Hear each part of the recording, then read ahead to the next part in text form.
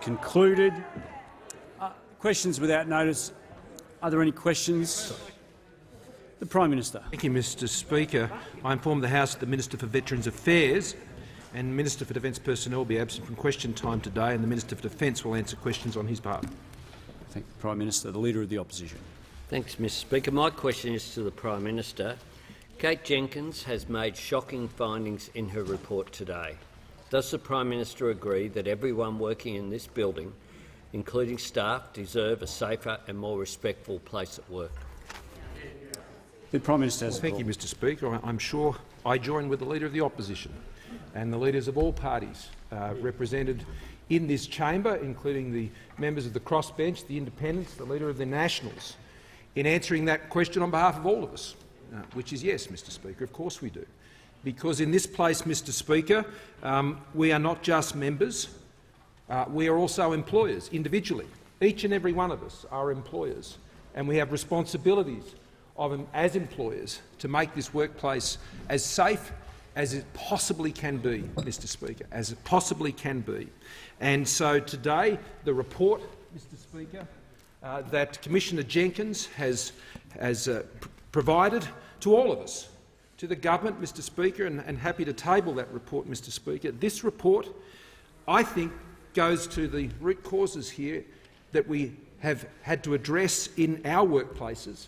This is a challenge that, for those of us who have been in this place a long time, have been experienced over that course.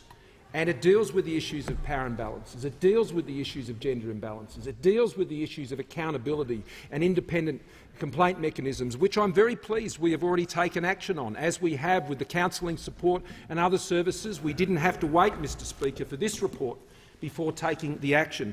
I commend again Commissioner Jenkins, as I indeed have already commended Brittany Higgins, Mr Speaker, because it was her speaking up that has led to this chain of events, Mr Speaker, that has brought parties together in the multi-party process that has been working together to produce this set of recommendations. And I now look forward to us continuing to work together in a multi-party process. The recommendations cover the full terrain, I think, of the issues that need to be addressed, and we need to come together now and work to those together to ensure that this place becomes a safer place and set standards, Mr Speaker, for all who work in this building. The surveys that are in this report don't just relate actually to the staff of members of parliament and senators. They in fact relate to all people who work in this building. All people who work in this building, whether it's in the press gallery or elsewhere, Mr Speaker, amongst members, senators. And so it is important that we read this, reflect on it carefully, understand what Commissioner Jenkins has rightly set out as the drivers.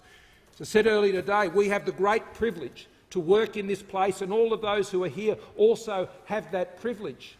But the significant matters of state and the importance of our work and the stresses that we work under are no excuse whatsoever, Mr Speaker, for inappropriate behaviour, for bullying, for harassment, for any of these things, Mr Speaker. There is no place for that in this workplace or any others. So I join with all members of this House, and I'm sure the Leader of the Opposition, in condemning that behaviour and doing all we can, Mr Speaker, to make this a safer workplace for everyone in this building, and that is also the truth for those who work outside this building as well. I give the call to the member for Reid. Thanks, Mr Speaker. My question is to our Prime Minister. Australia has the best records on the COVID-19 pandemic of any other advanced nation, with amongst the lowest mortality rates, the strongest economy and the highest vaccination rates. Will our Prime Minister outline to the House how the Morrison government is continuing to keep Australians safe through the pandemic and secure our economic recovery, including the actions to address emerging COVID variants? The Prime Minister has the call. Well, thank you, Mr Speaker, and I thank the member for Reid for her question and the leadership she has shown in ensuring that the government's policies in response to the pandemic have been addressing the critical issue of mental health. We know that as a result of this pandemic, the immediate impacts have certainly been there, both physical and economic, Mr Speaker, but there will be a tail. There will be a tail of impacts on Australians' mental health as a result of this pandemic that Australia has stood out in addressing amongst the nations of the world, and I thank the member for her contribution to that in her professional capacity, but as a member of this House. Mr Speaker, throughout the pandemic, our government has always taken an evidence-based expert, informed and led response to save lives and livelihoods. We've always understood that we needed to get the balance between those, and that is what we have achieved. We have kept our heads, Mr Speaker. We have taken sensible, balanced, effective and cooperative action in our response to this pandemic, and the results, with the great support, endurance and strength of the Australian people, have been world-leading. The lowest fatality rates in the world from COVID, saving more than 30,000 lives in this country as a result of our combined efforts. One of the strongest advanced economies in the world to push through this pandemic, retaining our AAA credit rating, and in the last 5 weeks the Treasurer advised 350,000 jobs coming back after the lockdowns have ended, and we'll see that flow through into our economic figures in the months ahead. Mr Speaker, we have one of the highest vaccination rates in the world now, at 87% double-dosed, and in Western Australia and Queensland they're fast approaching that all-important 80% mark. Mr Speaker, we have confronted many challenges and overcome them, and the national plan we brought together and brought the states and territories together, Mr Speaker, that national plan is seeing Australia open safely so we can remain safely open. And the work that Australians have done has put us in a position now as we confront these new variants, and there's been 13 and we'll deal with this one. But, Mr Speaker, the work that has been done by Australians means now is not the time for turning back in terms of moving forward in our response to this virus. Mr Speaker, we have taken the sensible precaution for a 2-week pause on the next steps that we had, and we will examine the evidence and the advice that comes through, and we welcome that advice, and we have acted on that advice. Our response to Omicron, Mr Speaker, is sensible and balanced, and it's formed and it's calm, and we seek to maintain the momentum into Christmas so that we can continue to open up as Australians have worked hard to have those freedoms, Mr Speaker, so the government can over time continue to step back so Australians and the businesses they run can step forward. Premiers are meeting this afternoon. The flights have been suspended for this period of time, and we've reinforced, Mr Speaker, the strength of the PCR testing regime and giving that the enforcement capability. We are enabling Australians to continue to move forward. And I give the call to the member for Hindmarsh. Well, thank you, Mr Speaker. My question is to the Prime Minister. The Home Affairs Minister said today that Australia doesn't need purpose-built quarantine because hotel quarantine has worked very effectively. Can the Prime Minister confirm that there have been almost 30 breaches of hotel quarantine which have led to closed state borders and statewide lockdowns? The Prime Minister has. Thank you, Mr Speaker, for the question. And this has been the experience throughout the pandemic, Mr Speaker. They say they seek to support the response on one hand, Mr Speaker, and then on the other hand, Mr Speaker, having a bet each way on the pandemic response is what I've become and the government has become very used to. They support JobKeeper, they bag JobKeeper, Mr Speaker, even in this place, a program that saved hundreds of thousands of jobs. The Prime Minister will resume his seat. The member for Hindmarsh has the call. Thank you, Mr Speaker. On direct relevance, we didn't ask about the opposition's views. We asked about hotel quarantine. The Prime Minister is entitled to a preamble. He is talking about hotel quarantine. He is talking about.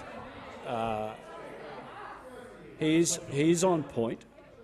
He is on point, and the Prime Minister is entitled to a preamble in any event. And I give the call to the Prime Minister. And thank you, Mr Speaker. And one of the most urgent actions taken in the course of our response to the pandemic, as we looked into the abyss back in the early part of 2020, Mr Speaker, was to move quickly to ensure that we could put in place a system where those coming into Australia would quarantine, and together with the states and territories, who are meeting together with me again this afternoon, we put that scheme in place and supported them, Mr Speaker, to do that, and followed that up with the establishment of the National Resilience Facility in the Northern Territory, which has a capacity of 2,000, Mr Speaker. Now, I note that those opposite make reference to the hotel quarantine system, Mr Speaker. I can tell you, Mr Speaker, that system, Mr Speaker, while certainly not perfect, but in the context of hundreds of thousands of people, Mr Speaker, who came through then on less than 10 occasions, not as the member put in the question, On less than 10 occasions, Mr Speaker, there were breaches in that scheme that led to the outcomes that the member referred to. Now, Mr Speaker, in the context of hundreds of thousands of Australians who are coming back over that period of time, I thank the states and territories whom we worked with closely to put this into place, Mr Speaker. I thank them for the work they did. Those opposite, Mr Speaker, may wish to condemn them, but then that would be the same thing they have done throughout this pandemic. Mr Speaker, they're happy to say they support, so as long on the other hand, Mr Speaker, they can undermine. And that's why, Mr Speaker, it hasn't been our experience that we've had the confidence to rely on those opposite, Mr Speaker. We have forged the way of this government, Mr Speaker, on these benches and with other governments around the country because those opposite simply couldn't be relied upon, Mr Speaker. The member for Flynn has the call. Thank you, Mr Speaker. My question is to the Deputy Prime Minister and Minister presenting the Minister for Resources and Water. Will the Deputy Prime Minister please provide an update to the House on how the Australian resources and energy sector is driving our economy through record exports and what this means to regional communities like those I represent? Is the Deputy Prime Minister aware of alternative policy approaches? The Deputy Prime Minister representing the Minister for Resources and Water has the call. Well, Order. Mr Speaker, Order. Mr Speaker, Deputy I Prime thank Minister. the honourable member for his question and might bring some attention to some of the deriding sneers that happen across the chamber at a person who has been a very accomplished business person who has stood behind the great city of Gladstone, a deneering sneer towards the member for Flynn as a deneering sneer to the people of the great city of Gladstone and the people of central Queensland. It follows their usual line of thinking that regional people are somehow below contempt. But, Mr Speaker, the minerals industry is so vitally important for our nation. Mr Speaker, when we look at exactly what Australia produces, iron ore and concentrates, over $153 billion in exports in 2021. Coal, over $39 billion in exports, and I'll say a little bit more about that later on. Natural gas in excess of $30 billion. Then education-related travel services at $26.6. Then gold again, another mineral at over $26 billion. Then beef at 8.3. And then aluminium and ores at over 8.1. Mr Speaker, you can see that it's followed up with copper ores, crude petroleum, and then wheat. In those top 10, Mr Speaker, one is from the service industry. Everything else is from primary production. And for our terms of trade, Mr Speaker, if we are not putting things on the boat that the world wants, we are not going to be able to get all the things off the boat that are so emblematic in the lives we lead, from the fuel in our car to the car we drive to the phone we listen on to the clothes on our back. Product that comes off the boat is determined by people's desire for our currency, and our currency is determined by people's desire for the products that they buy off us and their minerals. Mr Speaker, the honourable member for Flynn talked about alternate policies, and we know that within the Labor Green caucus there is a desire to shut down our coal industry, to shut down our gas industry, to move away from fossil fuels, but they never tell us what they're going to replace it with.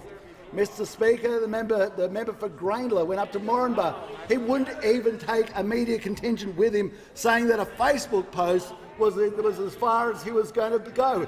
He might have been in Murwillumbah as Moranbah. Who would have known? He was never seen near a coal mine. He was never seen with mine workers in the media. So we are proud. We are proud of our mineral exports. We understand where the wealth of this nation comes. We'll continue to stand behind the people of the great city of Gladstone, and we won't be the sneering cohort that we see on the other side. The member for Gorton has the call. Back to the harbour for you, Sunshine. Thank you, Speaker. My question is to the Prime Minister. The Home Affairs Minister said today we do not need purpose-built quarantine because hotel quarantine had worked very effectively. How many state borders have been closed and how many lockdowns have occurred because of the Prime Minister's reliance on hotel quarantine instead of purpose-built quarantine facilities? The Prime Minister has the floor. Mr Speaker, the Commonwealth Government has established and did establish the National Resilience Facility, Mr Speaker. And so the questioner is in error to suggest that the Commonwealth has not established those facilities. We indeed have, Mr Speaker, and they were there to support. Mr Speaker, the broader quarantine arrangements that were put in place necessarily with all the states and territories, because the sheer volume of arrivals that would come back to Australia and needed to be accommodated in that way. The Labor Party seems to think that we would have somehow established facilities to accommodate 100,000 people around the country, Mr Speaker. I mean, that's simply absurd. So we came up with a practical, innovative solution, Mr Speaker, a solution that was actually followed by the New Zealand government, Mr Members Speaker. on my left. And I don't hear those opposite criticising the Labor government in New Zealand about having hotel quarantine, Mr Speaker. But they're happy to criticise their own government for doing it, Mr Speaker. They're happy to criticise the Australian government for taking exactly the same response to the New Zealand government, which tells you everything about this Labor opposition when it comes to the handling of the pandemic. The Manager of Opposition on a point of order. On direct relevance, Mr Speaker, and I put it that we're at the point now where it's quite a deliberate breach of the standing orders from the Prime Minister that he knows there's no reference to alternative policies or alternative approaches, and every single time he has to pivot to an attack on the opposition. The question does not invite that. The Manager of Opposition Business will resume his seat. The Prime Minister will remain relevant to the question. Yeah. The Prime Minister has Mr Speaker, the Leader of the Opposition may wish to reflect on the chair and those comments, Mr Speaker. He may wish to reflect on the chair, Mr Speaker, but that goes to the nature of the Leader of the Opposition, Mr Speaker. Happy to play political games in here every other day of the week. The Manager of Opposition Business. Standing Order 91, the Prime Minister's disregarding your ruling. The Manager of Opposition will resume his seat. The Prime Minister will return to the dispatch box and remain relevant to the question. Thank you, Mr Speaker. I will resist responding to the sneering interjections of the Leader of the Opposition, Mr Speaker, because what Australians know is, as a result of the response to this pandemic, Mr Speaker, more than 30,000 lives have been saved by the very arrangements we put in place with the states and territories. Now, those opposite might want to sneer at that and not support it, Mr Speaker, but this country has come through this pandemic and continues to move through this pandemic, particularly, Mr Speaker, in response to new variants, and we are dealing with Omicron now in a calm and sensible and balanced way. We'll deal with other governments on these issues because we know when it comes to the pandemic, the Labor Party always plays politics before putting forward the national interest. The member for Melbourne has the call. My question is to the Prime Minister. Official data released today shows emissions have just gone up by 2% under your government. But the Independent Climate Targets Panel has determined that for Australia to meet the Glasgow Climate Pact requirement to keep global warming below 1.5 degrees, emissions must be cut by at least 74% by 2030. Given Australia will be required to update our targets in Egypt next year, will you take a 75% by 2030 target to the next election? Or is the only way we're going to get science-based climate targets to kick your terrible government out and put the Greens in balance of power? The Prime Minister has the call. The Prime Minister has the call. Order. Mr Speaker. Order. I thank the Shadow Deputy Leader of the Opposition, Mr Speaker, in what hopes to be a Green Labor government, Mr Speaker, after the next election. That's what they hope for. They're calling themselves shadow ministers down there in the Greens, Mr Speaker. I tell you what, they'll never be in an alignment with this government, Mr Speaker. There will never be, and there never has been, Mr Speaker, a Liberal Nationals Green government. But, Mr Speaker, I do know that the Labor Party did a deal in government with the Greens to bring in the carbon tax. I know they formed an alliance with the Greens, Mr Speaker, last time they were in the government. I remember the photo. It was almost, Mr Speaker, as shameful as the photo we saw with the former Leader of the Opposition measuring up the curtains before the last election with all the hubris, Mr Speaker. So there they are, getting ready, Mr Speaker, thinking the Greens and Labor are going to walk onto the Treasury benches of this country. The Leader of the Opposition on a point of order. Order. Order. Members on my right, the Leader of the Opposition. On a point of order. On relevance, Mr Speaker. Well, hang on. Sit down. I'm still hearing. You sit down, Buffett. You sit down. I've got the Leader call. of the House. I've got the call. Sit down.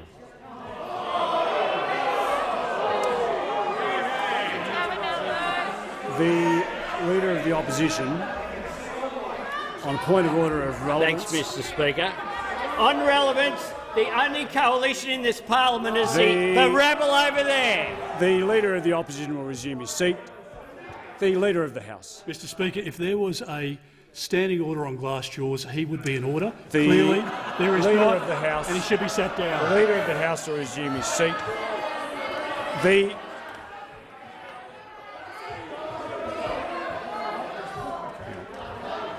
Order.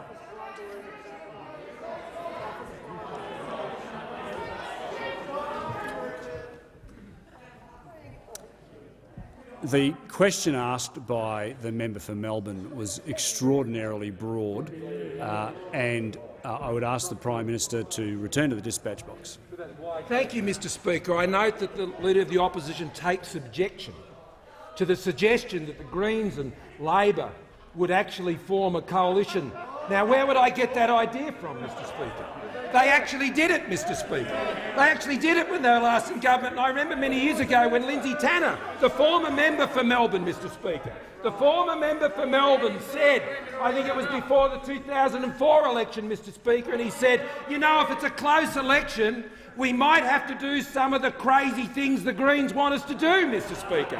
That's what the former member for Melbourne says, and now a Greens member sits in that former Labor seat, just as a Greens leader would seek to sit in a Labor government, Mr Speaker. So I can tell the member that under our government, Mr Speaker, emissions have fallen by over 20%, Mr Speaker. Under our government, I can tell you, Mr Speaker, that we have a target for 2030, which we took to the Australian people at the last election, and we will meet and beat, and we'll see emissions fall by 35% by 2030. The Labor Greens target, Mr Speaker, not set yet. They still haven't told you what they want to do in 2030. There's no plan for 2030. There's no plan for 2050. We've been very clear that we will do this through technology, not taxes, but Labor, forced by the Greens, will tax you on that issue. The member for Moore has the call. Thank you, Mr Speaker. My question is to the Treasurer. Will the Treasurer explain to the House how the Morrison government's strong and measured economic management is helping the Australian economy to weather the COVID-19 pandemic, especially with the new Omicron variant? And is the Treasurer aware of any alternative approaches? The Treasurer has the call. Well, thank you, Mr Speaker, and I thank the member for Moore for his question, acknowledge his experience as a councillor, as an accountant, and he's famous for his calendars, Mr Speaker, in this place. Now, as we approach Christmas, it's appropriate to reflect on how far this country has come in the last 2 years. Last March, consumer and business confidence fell to their lowest levels on record. And we saw thousands of our fellow Australians having lost their jobs lining up outside Centrelink. And Treasury were forecasting that unemployment could reach as high as 15%. Now, we responded with programs like JobKeeper, the cash flow boost, support for veterans and carers and pensioners and others on income support. And Australia, ahead of any other advanced economy in the world, saw GDP higher than it was going into the pandemic, and it saw employment higher than it was going into the pandemic. Then we were hit by Delta, and our two largest states went into lockdown. And we responded with around $20 billion of economic support.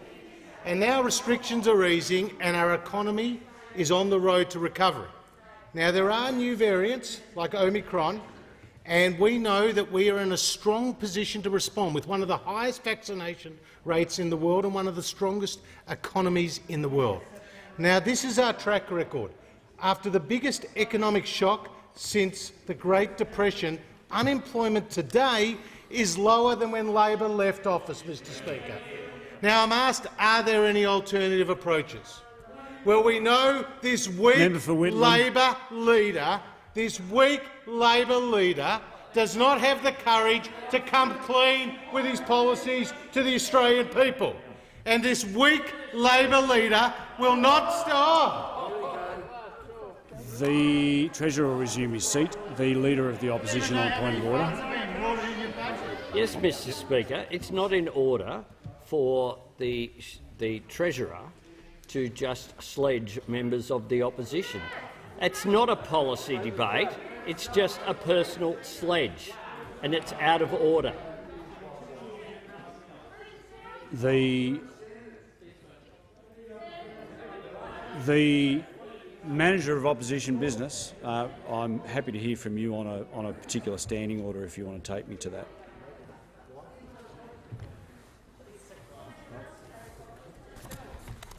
Speaker, I'll give you a few different ways, but if you start with direct relevance. Now, on what, sorry? Direct relevance. There's nothing in the question that invites a character assessment. The question, if the question's inviting, or you've allowed both alternative policies and alternative approaches. What the Treasurer is doing now is neither. He's not referring to an alternative policy. He's just giving a character assessment sledge. He's not referring to an alternative approach. He's just giving a character assessment sledge. If we go down this path, question time just continues to go downhill. And in terms of the standards of the place, this is beyond what the question invites on direct relevance. The Leader of the House. Well, Mr Speaker, it's a bit rich, if I might say, for the Leader of the Opposition, who sits there sledging constantly all question time, to somehow all of a sudden be all virtuous. Now, if he's got a glass jaw, he's got a glass jaw. The whole debate in this place, back and forth, is about a contest of ideas, and you sit there weak as water all day.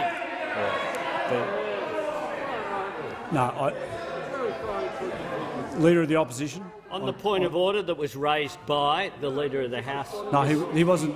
He was just responding to. He was responding about a point of order. He was responding, and he invited. He said he was up for a debate. We're up for a debate. 5 minutes, 10 minutes, 20 minutes, whatever you want, mate. Anyone on your side on any policy of your choice. Leader of the Opposition will resume his seat. Order. Order. Member for Wills.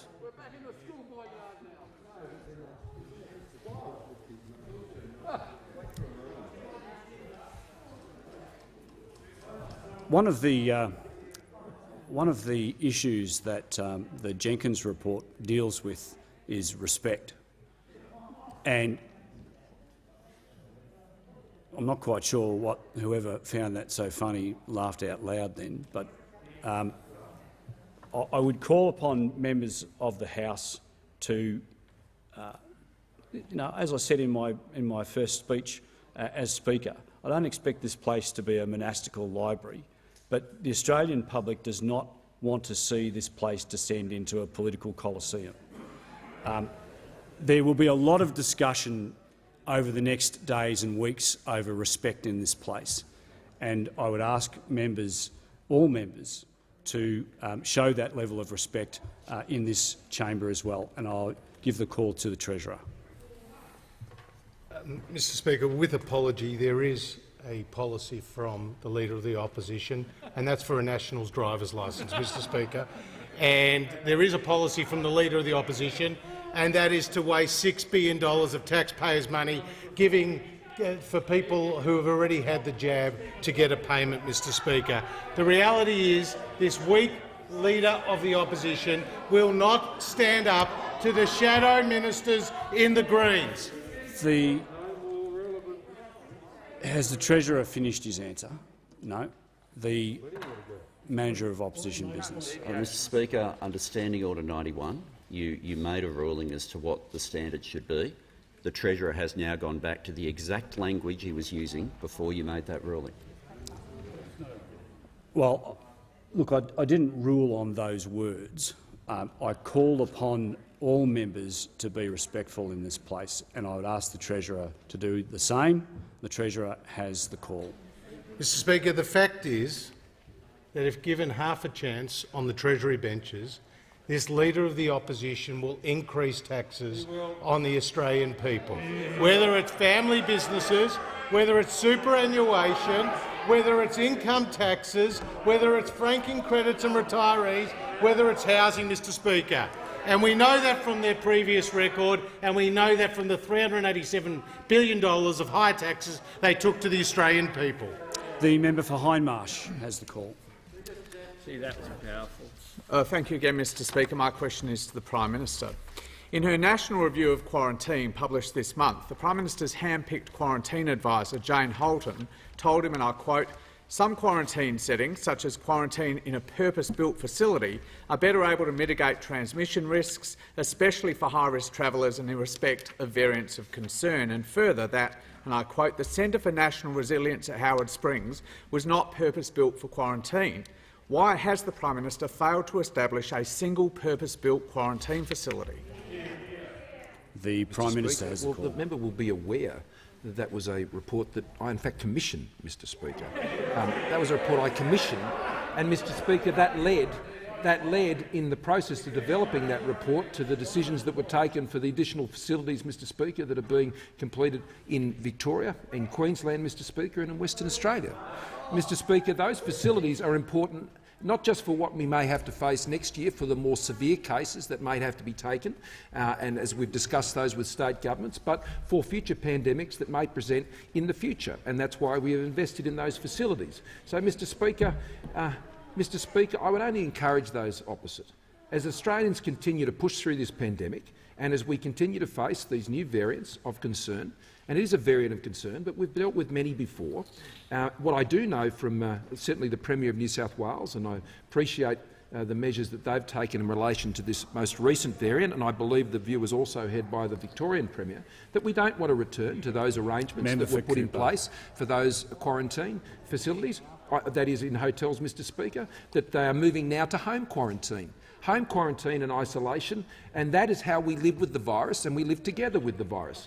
Now, those opposite have been playing politics with this pandemic for 18 months, Mr Speaker. Australians know that our government has worked closely with others to ensure that we have one of the highest vaccination rates in the world. We have one of the strongest economies coming through this pandemic, of advanced economies in the world, and we have one of the lowest fatality rates, Mr Speaker, of any country in the world from COVID. So what part of those three results, Mr Speaker, that many other countries, in fact most around the world, would happily exchange places with Australia to have achieved, do they find so offensive, Mr Speaker? So offensive. Why is it, Mr Speaker, that this opposition constantly throughout this pandemic has not sought to support but has only sought to undermine for their petty political purpose? Member for Chifley. Member for Chifley. The member for Mackellar has the call. Thank you, Mr Speaker. My question is to the Minister for Health and Aged Care. Can the Minister please inform the House how the Morrison government is dealing with new COVID variants such as Omicron, and how our vaccine rollout has helped protect Australians? The Minister for Health and Aged Care has the call. Thank you very much, Mr Speaker, and I want to thank the member for Mackellar and acknowledge that his electorate has achieved a 95% double-dosed vaccination rate. And that's helping to save lives and protect lives, as the vaccination program is around Australia. And indeed, just in the last 24 hours, another 650,000 cases worldwide, over 7,300 lives lost officially. And so the pandemic, which some would almost pretend was not a pandemic but was uniquely an Australian event. In fact, it's a global pandemic which has wreaked profound impact around the world, but Australia, thankfully, has had one of the highest vaccination rates in the world, one of the lowest losses of life in the world, with over 30,000 lives saved by comparison with the OECD average, and 45,000 lives saved by comparison with those agonies that we've seen in the great nations of the United States and the United Kingdom, and one of the strongest economic recoveries. All of these things have come together.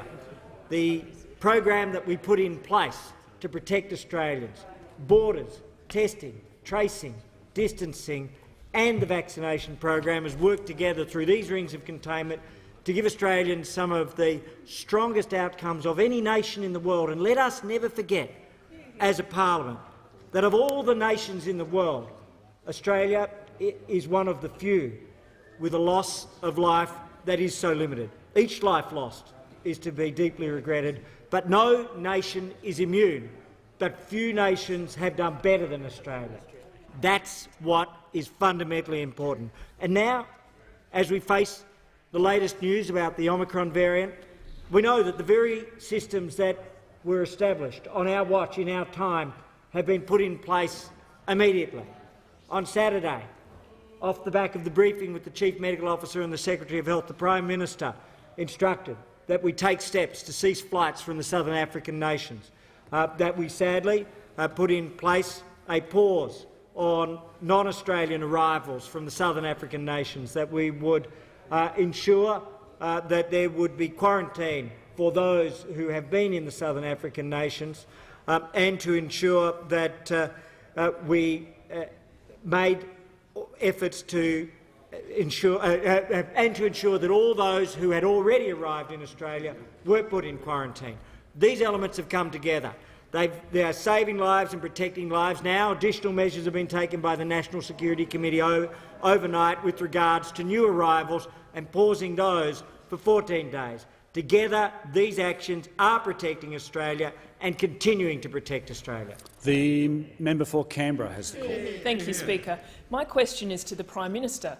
Can the Prime Minister confirm, in a report released this month, the Prime Minister's hand-picked quarantine advisor, Jane Holton, told him purpose-built facilities represent the gold standard of quarantine and monitoring variants of concern should ensure high-risk travellers are allocated to these purpose-built facilities. Can the Prime Minister confirm he has failed to establish a single purpose-built quarantine facility? The Prime Minister has that the call. report. I thank the member for his question. Mr. Speaker, we are doing exactly that as recommended. Exactly that as recommended, Mr. Speaker. But I reinforce what I've already said to this House, that over the course of this pandemic, the arrangements we put in place, Mr. Speaker, that unlike other countries, and the Minister for Health has just made the reference, OECD countries, had we gone down the same path and not taken the steps that we did take, more than 30,000 Australians would be dead today, Mr. Speaker. 30,000 Australians would have perished in this pandemic were it not for the timely and effective measures that this government put in place, working with the states and territories, Mr. Speaker, to ensure that result. And not only that, the economic strength that this country has shown through the course of this pandemic, some 350,000 people coming back into work, ensuring that the structure and strength of our economy was maintained through the pandemic so it can be springing back now after the lockdowns have been over and seeing Australians going back into work. I was talking to the Confederation of Australian Industry this morning. And, Mr. Speaker, throughout the pandemic, Australian businesses were taking advantage of the investment allowances we put in place in the budget to set up for the economic recovery.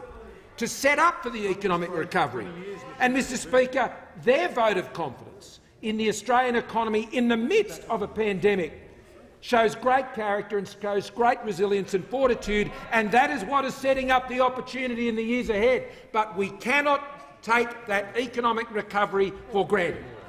Australia must secure this economic recovery, Mr Speaker, and that requires the continued economic policy settings which our government has put in place for a business-led recovery, Mr Speaker, for an enterprise-led recovery, for an entrepreneur-led recovery, not having government crowd that out, Mr Speaker, as those opposite would do, and not understanding when it's time for governments to step back so Australians and Australian businesses step forward. That will only risk that recovery. The higher taxing DNA of the Labor Party will only risk that recovery, Mr Speaker, and that's why we must secure that recovery with the policies. The Prime Minister will resume his seat. The question goes to the member for Lindsay. Has the call. Thank you, Mr Speaker. My question is to the Minister for Home Affairs. Will the minister please update the House on how the Morrison government is dealing with the challenges of the Omicron variant while continuing to ensure the safe reopening of our international border, as part of our plan to secure Australia's economic recovery and return to our way of life? The Minister for Home Affairs has the call. Good Minister. Well, thank you, Mr Speaker, and I thank the member for her question and also for her great advocacy in Western Sydney on a wide range of issues, including a number of matters in home affairs. Mr Speaker, late last week we became aware of the Omicron variant, which presents a range of new challenges for us here in Australia and also globally. Now, it's very early days. The world is yet to have a complete understanding of it, and here in Australia, of course, we need to learn more about that particular variant. That's why this government took the very sensible step last night to place a 2-week pause on our planned reopening, stage 2 of our border reopening from December 1. So it would be a 14-day pause from the 1st of December for a number of cohorts that we had previously indicated we were going to be able to open to. Those cohorts include economic workers, skilled workers, it includes international students, humanitarian refugees, temporary visa holders. And also, we've had to pause our reopening to citizens of Japan and South Korea. That pause will be in place for a period of 14 days to make sure that there is time, particularly in Australia, for our health professionals to understand more about this new variant. Now, this is not a decision that the government took lightly. We know that many plans had been made. We know that businesses are desperately wanting skilled workers, and they need those skilled workers here. We know that visa holders in Australia want to be able to see loved ones, many of whom are overseas that they have been separated from for a very long period of time, and many of those people want to come to Australia to visit us here. So we're very mindful of the impact that those border changes have on many individuals, on many families and, of course, on many businesses here in Australia. And we certainly feel for all of those who have been affected. But we took this very sensible and this very prudent decision based on health advice. And that advice was that we needed to put in place a pause on the next stage of reopening our international borders. Now, the Morrison government is absolutely committed to doing all that we can to reopen those borders as soon as we possibly can, but we need to do that in a very safe and considered manner. That's why the decision was taken last night that we would pause our international arrivals that we had planned to allow into this country as of the 1st of December. Now, we need to be very conscious as we move forward that we need to bring in those skilled workers, and again, the Morrison government will do all that it can to make sure that we open our international borders as safely and as quickly as we can. The honourable member's time has expired, and I give the call to the Leader of the Opposition. Thanks, Mr Speaker. My question is to the Prime Minister. The 2022 parliamentary calendar of the Morrison-Joyce government has in practice only 10 sitting days for the House and 5 for the Senate before August. Doesn't this show the Prime Minister has no intention of establishing a federal anti-corruption commission before the election? The Prime Minister has the call. Well, thank you, Mr Speaker. The Leader of the Opposition knows full well that we have 349 pages of legislation and $150 million, Mr Speaker, committed to this measure. All it takes is for the Labor Party to support it, which they don't. They have a two-page policy. Members on my left. A two-page policy, Mr Speaker. We have a 349-page set of legislation, which, if they wish to support, Mr Speaker, we would welcome that. But I'm asked also about the parliamentary calendar, which is, I know, a topic that the Leader of the Opposition has been paying keen interest in. Now, Mr Speaker, as the Leader of the Opposition may not be aware, that in order to prepare a budget, Mr Speaker, next year, the normal practice is to ensure there are a set number of weeks before the preparation of that budget, before the budget is delivered. Now, Mr Speaker, I've personally delivered 3 budgets as a Treasurer, as there have been 3 budgets as Prime Minister, Mr Speaker, and I have served 7 years on the Expenditure Review Committee, Mr Speaker. Now, I can understand why the Leader of the Opposition would be unfamiliar with the time taken to prepare a budget, Mr Speaker, because he's never delivered one, Mr Speaker. Mr Speaker, there are people who have been serving refreshments in the Expenditure Review Committee longer than this person, Mr Speaker, the Leader of the Opposition, spent in that chamber, Mr Speaker. Mr Speaker, our government knows how important the economic recovery for this country is as we emerge from the pandemic. And we have the economic management experience to ensure that we secure that recovery. Last year's budget, Mr Speaker, set out once again the further iteration of that economic recovery plan. That economic recovery plan that has already seen 217,000 Australians who are currently in trade apprentice training right now, Mr Speaker, the highest level on record since 1963. The Prime Minister will resume his seat. The Leader of the Opposition on a point of order. Speaker, on relevance, the question was about an anti-corruption commission and whether the government has any intention of introducing and dealing with that legislation prior to the next election. The question was posed also in relation to the 2022 parliamentary calendar. The Prime Minister is on point in relation to the calendar. The Prime Minister has the call. Thank you, Mr Speaker. That economic recovery, Mr Speaker, as we go into next year and we do the preparations for next year's budget, will continue to support measures that keep Australians in work. Now, Mr Speaker, under our government there are 1 million Australians who are working in manufacturing today. Mr Speaker, I was in Adelaide on Friday and I met former Holden workers, Mr Speaker, now working in manufacturing. Now working in manufacturing again, Mr Speaker, in the medical industry. The Manager of Opposition on a point of order. On a point of order, Mr Speaker, you ruled before that the Prime Minister would be in order if he was talking about the parliamentary calendar or the Anti-Corruption Commission, and I don't see how this is either, even close to either. Your point of order is in relation to relevance. But it's in relation to your previous ruling. I wouldn't be allowed to make one on relevance. Point of relevance. The Manager of Opposition Business will resume his seat. The Prime Minister will be relevant to the question. Well, thank you, Mr Speaker, and I can understand why the member for Watson also doesn't understand why it is relevant that you need to set a parliamentary calendar which enables you to bring down a budget, Mr Speaker, a budget that is absolutely critical to the economic recovery of this country. Those opposite don't understand budgets, Mr Speaker. They don't understand economic management, and the Australian people do not trust them on economic management. That's why when they look at these things, all they see the parliament for, Mr Speaker, is an opportunity to come in here and play their little parliamentary games. Mr Speaker, in government, the job is to put together a budget. The Manager of Opposition Business on a point of order. I was just letting you know the time had expired some time ago. The Manager of Opposition Business. You are a good little timekeeper. The member for just before I call the member for Ryan, the interjections from both sides of the House is far too high. A number of members, well, one member has received a warning. I will start acting under 94A. The member for Ryan has the call. Thank you very much, Mr Speaker. And my question is to the Minister for Defence.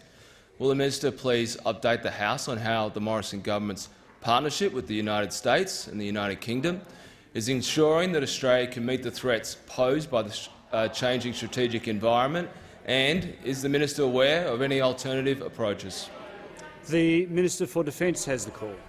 Thank you very much, Mr Speaker. I thank the honourable member for Ryan for his question, acknowledge the hard work that he does in his local community, supporting all of those that work and live on the barracks at Enoggera, Gallipoli Barracks, and the strong support he provides to those veterans and to their families. Mr Speaker, as we know, the Indo-Pacific is witnessing a dramatic military build-up. We know that the Chinese government has 355 vessels, boats and submarines. They have an increase in that number to 460 by the end of 2030. And we know that over an 18-month period at the moment, they're producing on a tonnage rate more in their naval fleet than what the Australian Royal Australian Navy has in its entire fleet, Mr Speaker. We know that overnight the United States has just released its Global Force Posture Review, and that review, is warned. Mr Speaker, directs additional cooperation with allies and partners to contribute to Indo-Pacific stability and deter potential Chinese military aggression. Mr Speaker, this is why the Australian government has entered into the AUKUS arrangement with both the United States and the United Kingdom to make sure that we can take steps to keep our country safe and secure now and into the future. And as part of the deal on AUKUS, we have, of course, announced that we are going to acquire, Mr Speaker, to build at least eight nuclear-propelled submarines. That gives them the stealth and the ability to operate in the Indo-Pacific to protect our country and our interests and the interests of our friends. And part of that process, Mr Speaker, means that there needs to be a consultation through the IAEA, the International Atomic Energy Agency, to sign off on the deal. And there has been some opposition, Mr Speaker, and I note that there's some opposition from those opposite, because, as we know on national security, this Leader of the Opposition always plays both sides of the fence. There's always an each-way bet on national security for the Labor Party. In here they say they're in support of AUKUS, and when they get outside they tell a very different story. But I noticed yesterday, Mr Speaker, that the member for Fremantle, in relation to this IAEA process, says, and I quote here, he says in relation to our country, to Australia, that we will have broken new ground in weakening the existing non-proliferation regime. Now, those words sounded familiar, Mr Speaker, because when you look at those that have contributed to the process at the Energy Agency, there's only two other countries that are making a claim that Australia is not doing the right thing here. That is the Chinese government and the Russian government. Those two. So, Comrade Wilson, you are on message. You're on message, and weak leader here would be very proud of you.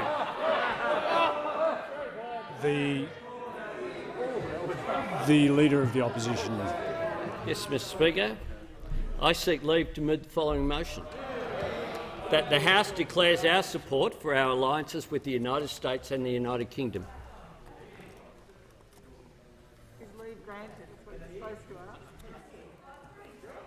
Is leave granted? You don't grant leave to stunts, Mr Speaker. And I'll tell you what, you could speak here all day, you wouldn't convince the Australian public you're strong. The member for Sydney has the call. Order. Order. Order.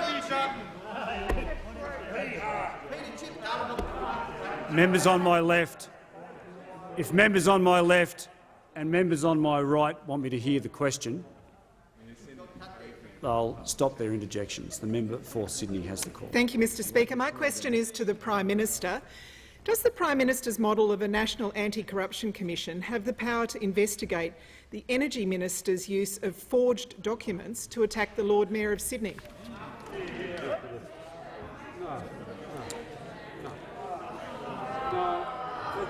The Leader of the House has the call. Thank you very much, Mr Speaker. The standing orders are very clear in relation to those sort of baseless allegations impugning a member of this House. And, Mr Speaker, they are false allegations, unfounded, and it should be withdrawn. I'm happy to hear from the Manager of Opposition Business.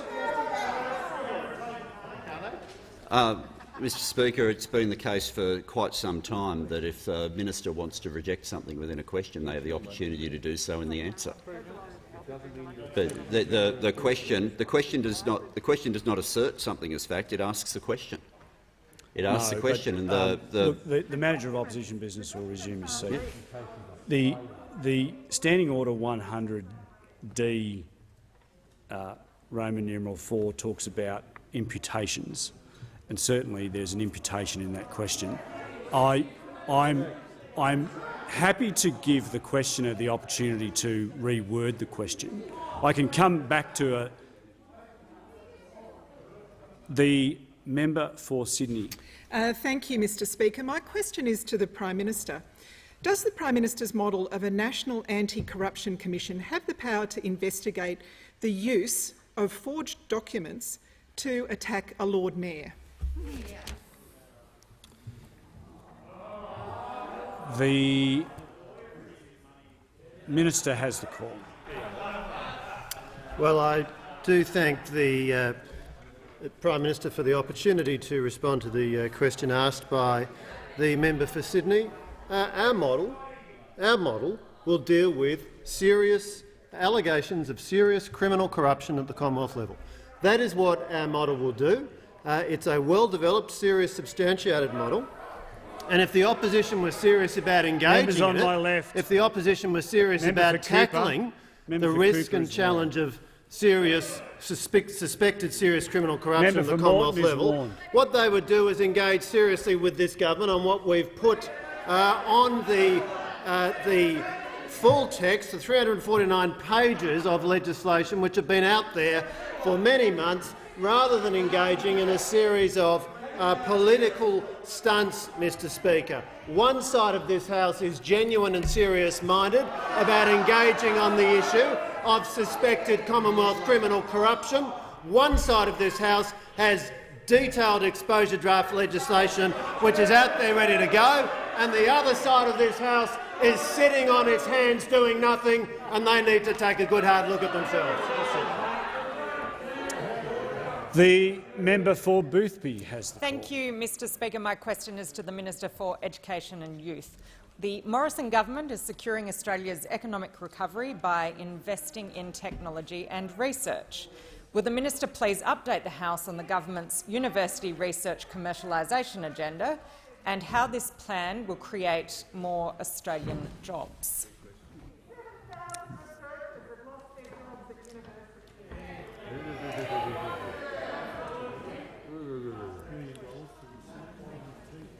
It's a good thing some people are wearing masks. The Minister for Education and Youth has Thanks, the call. Mr Speaker, and I thank the member for Boothby for her question. It's nice to get a further question on education policy from this side of the House, because despite the member for Sydney interjecting over there, she's asked one question on education in 12 months. Such is her concern about education policy.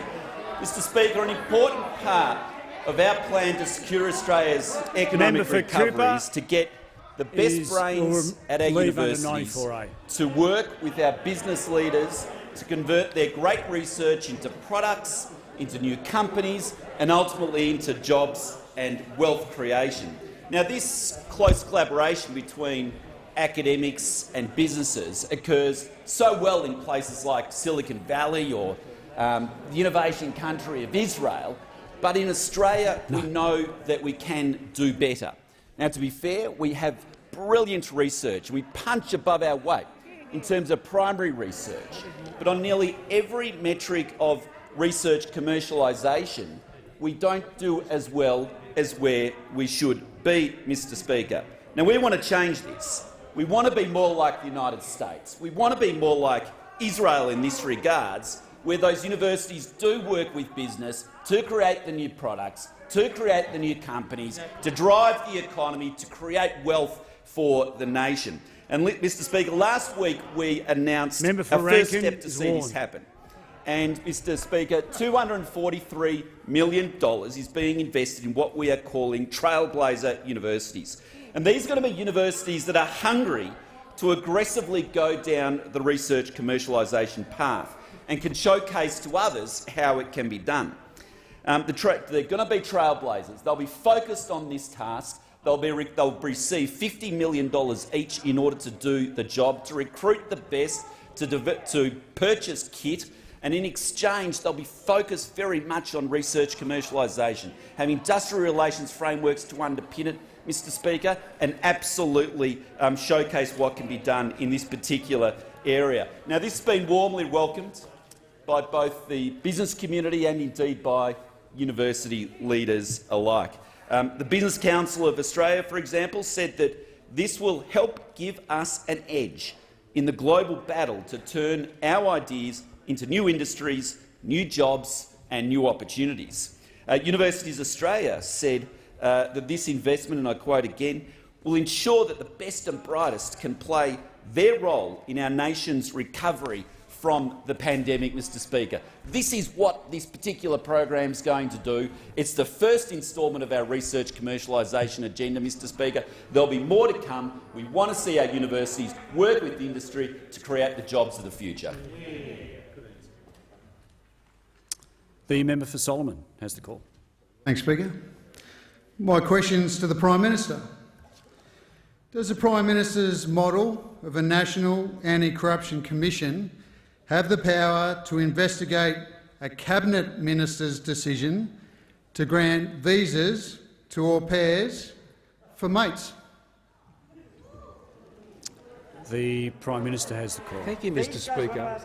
These questions go to the very heart, Mr Speaker, of why the model we have put forward in 349 pages of draft legislation that is there publicly available, Mr Speaker, on the Attorney-General's website, go absolutely to the issue of why, Mr Speaker, it's important that an integrity commission which is introduced not to be used and weaponised for the sort of political stunts and game playing that we're seeing here from the Labor Party.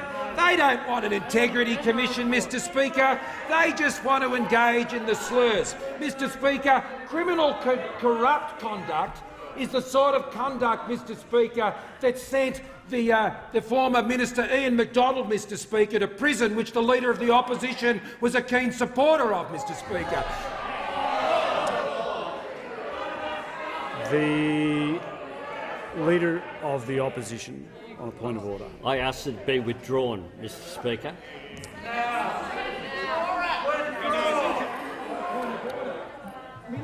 Just, the Prime Minister will resume his seat.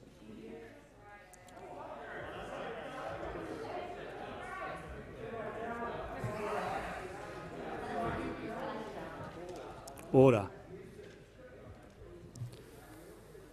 It would assist the Leader of the House. You backed him into the upper house. Leader of the House. Again, Mr Speaker, the standing orders are very clear. If the Leader of the Opposition claims to have been misrepresented, he should make that claim at the end of question time. If he has a question of you, he should put that question to you at that stage. Nothing that's been said is unparliamentary or, for that matter, untrue, but if he claims it to be untrue, he should do so at the end of question time.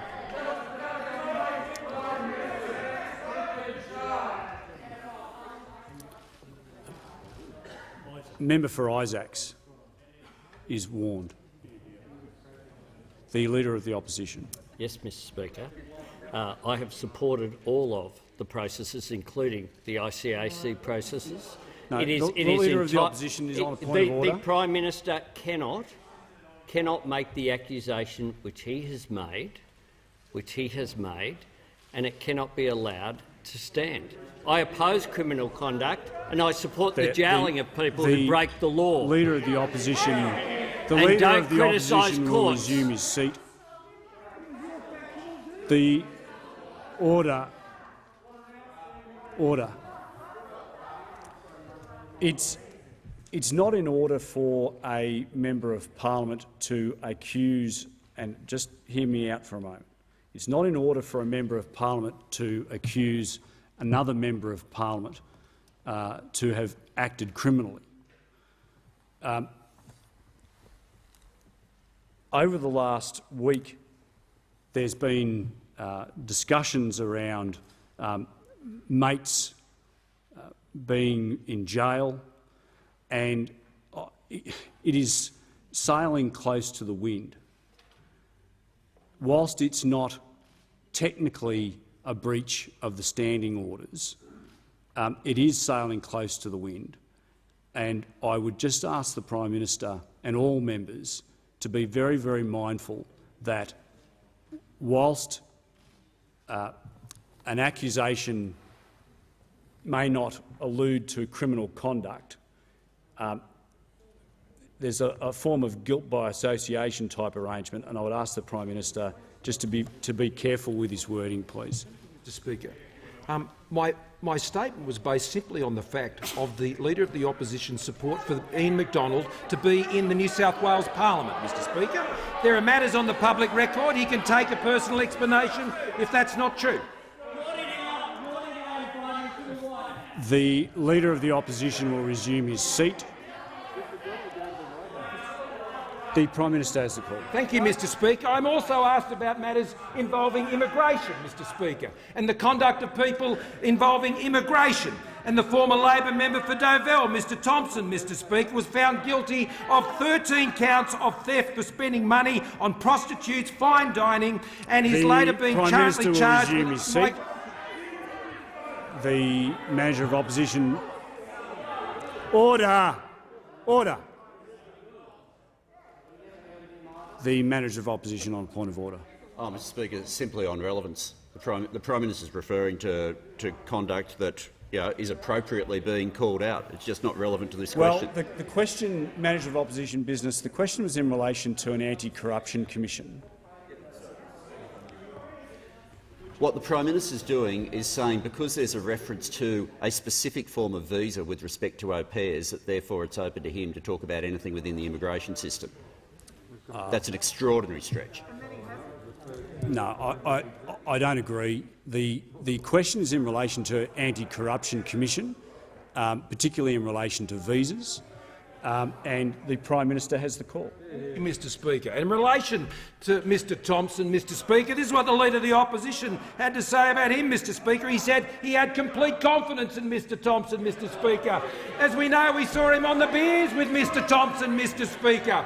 This, Mr. Speaker, is the standard that the Leader of the Opposition set, Mr. Speaker, when he was in government. He was indeed the Leader of Government Business in this House, seeking to secure the vote of Mr. Thompson, Mr. Speaker, who has been shamed by his own actions. Mr. Speaker, those opposite talk a big game on this issue. As I said, more of their members are in the Silverwater branch of the Labor Party, Mr. Speaker, than they'd care to admit to. The Prime Minister will withdraw that last comment, please.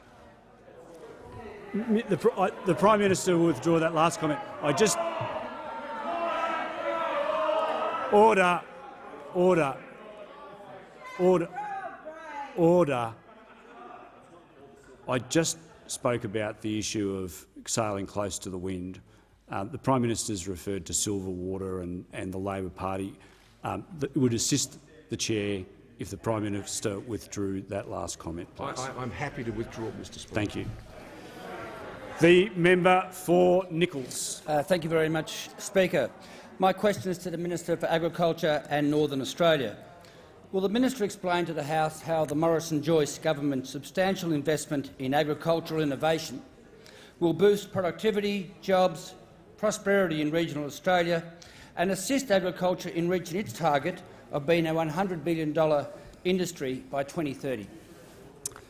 The Minister for Agriculture and Northern Australia has. Thank you, Mr. Speaker, and I thank the member for Nichols for his question and acknowledge the rich and very proud history that the Nichols region has in producing some of the finest food and fibre in the world, and will play a significant part in Australian agriculture reaching $100 billion. And in fact, will play a significant part in us, for the first time in our nation's history, reaching $70 billion this year. And he knows better than anyone that innovation plays a very important part in providing our farmers with the tools to be able to provide the best food and fibre in the world. And that's why we're investing and modernising our innovation systems, making sure that we put the environment and framework. We are currently ranked number 23 in the world, but we have set ourselves a target to become number 1 in the world. We have the same number of researchers and scientists as the United States and Netherlands, who are 4 and 6 in the world. So all we have to do is put the environment around the best and brightest in the world that are here to achieve that goal. And we're doing that by, firstly, creating Agriculture Innovation Australia that will get back to the first principles of utilising the $1.1 billion worth of R&D levy dollars that go into making sure our farmers do have that research money. And that comes from the taxpayer, it comes from the levy payer. And we're getting back to first principles of value to the levy payer, value to the taxpayer, no duplication and commercialisation of what we're doing. And AIA is in fact started that journey of making sure that we're removing the duplication, saving millions of dollars of levy payers' dollars and taxpayers' dollars in removing the duplication of research across the 15 commodity RDCs that are there at the moment, getting real value for dollar for us and making it go further. We're also giving AIA the tools to be able to do this properly. We've, for the first time, created a digital platform, GrowAg. And what that does is put all the research and development that our 15 research and development corporations have and are undertaken on a digital platform that the world can see and that, in fact, other commercial entities can see so that they can invest. And so far, since April this year, in which we launched this, there's been over 40 commercialisation opportunities that have come from that, not just from Australia, from around the world, from the 15,500 customers that looked at it from over 130 countries. We're also backing this with physical platforms that people can come and see and feel and touch the research that we are doing, because that's where you get the adoption. And we're putting one out near Shepparton at Dookie College, where we're partnering with universities to make sure that cutting-edge research can be developed and farmers can actually see and adopt it. This is making sure that we have a closed loop in terms of the environment we're creating to ensure that that investment dollar that we are putting up, that the farmers putting up, is partnering with new commercial capital, having real results in driving not just innovation, but protecting the over 330,000 jobs in agriculture, but also creating the new jobs of agriculture into the 2030s and beyond. The Prime Minister. Thank you, Mr Speaker. I ask that further questions be placed on the notice paper, and as discussed with the Leader of the Opposition on prior to question time, Mr Speaker, on indulgence, and very briefly I wish to pay tribute to a formidable force in Australian cinema and Australian cultural life, Mr Speaker, and that is David Daltongu, AM. He was a gift from our country, a gift to our country, who through dance, song, art and the stage allowed our country to see a better self. He was a mirror to the soul of Australia. On stage, television and the big screen, David shone and reflected something massive, Mr Speaker, of the 60,000-year history of Indigenous people in this country back to ourselves. We all knew him, and many in this House for the first time would have seen him, I suspect, as young children, as Fingerbone Bill in Storm Boy, Mudu in Rabbit Proof Fence, Neville Bell in Crocodile Dundee, showing another side to his great talents, King George in Australia, and the Tracker in Rolf de Heer's film by the same name. David was a Murrayuan of the Murrayu clan, of the Yulnu people. He was grounded in the rich traditions of those people, schooled in multiple languages, living in a community that kept performance cultures alive.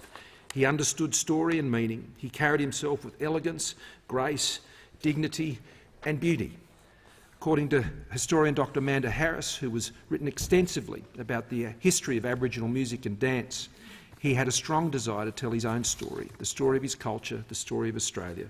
She said he saw the arts, dance, music, opera, acting as acts of diplomacy and dialogue, acts that could bridge divides and let us see each other as we truly are. There was always something bigger about his work, and that was reflected on stage and screen. It is often said that David lived in two worlds. It wasn't easy for him to bridge this gap between his two worlds, but one thing brought those ties together, and that he was a storyteller. He allowed Australians to see something richer.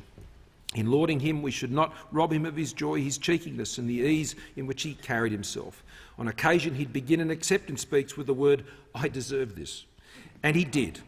The director, Peter Weir, recalled when they first met, he said, "As I was leaving and I got in my old car, he leaned in through the window and he said to me, 'I've told you very special things, Peter, just for you. And just remember, as you drive away, my shadow will be beside you in the car.' And he said, 'I remember driving off and looking at the passenger seat.' On this day we say to David, he deserves the accolades, and we know his shadow is beside us.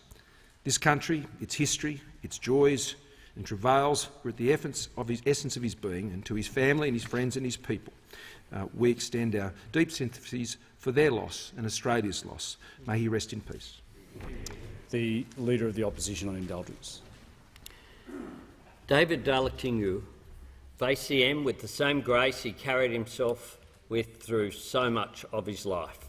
Contemplating the final stretch, he said this: "It's like I'm walking across the desert of country until the time comes for me."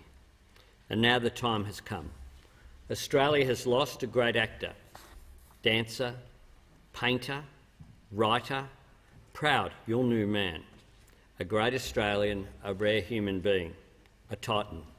From the moment the 15-year-old David first graced the screen in Walkabout, it was clear that Australia was witnessing the emergence of more than just another fresh face.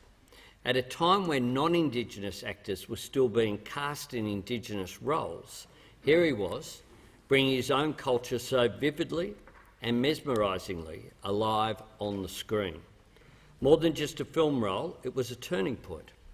As the great Jack Thompson put it, "I think it was the first time I'd seen the Aboriginal culture presented on screen as not only interesting but dynamically attractive." The script was slender, just 14 pages in total, but director Nicholas Rowe was a visionary, and above all, he had David. In the words of Shane Danielson in The Monthly earlier this year, he was, to quote, "the kind of secret weapon a filmmaker dreams of, a figure of coiled energy and casual, effortless grace, someone who commands the screen simply by the act of allowing themselves to be photographed." That his performance was no fluke of beginner's luck was made clear just a few years later, when he became Fingerbone Bill in that great movie Storm Boy. As his filmography grew, so he grew as a remarkable and powerful presence in our cultural life. David himself was succinct about his own talents, telling an interviewer, "I don't pretend, I don't have to go and act, I just jump in and stand there and the camera sees me." He knew the bright lights of Hollywood, but he never stopped holding on to the glow of his own country. Arnhem Land was always waiting for him, and it rarely waited in vain. He held on to his roots because ultimately they are what nourished him. As for his role as a Yolngu ambassador out in the world, he put it this way: "Everything right for my culture, I made it true." The road wasn't always smooth for David. That was something he never shied away from. But he walked tall in two worlds, with grace, truth and humour. Now he walks in another place. The Leader of the House. Mr Speaker, documents are tabled in accordance with the list circulated to honourable members earlier today. Full details of the documents will be recorded in the votes and proceedings. Thank the Leader of the House.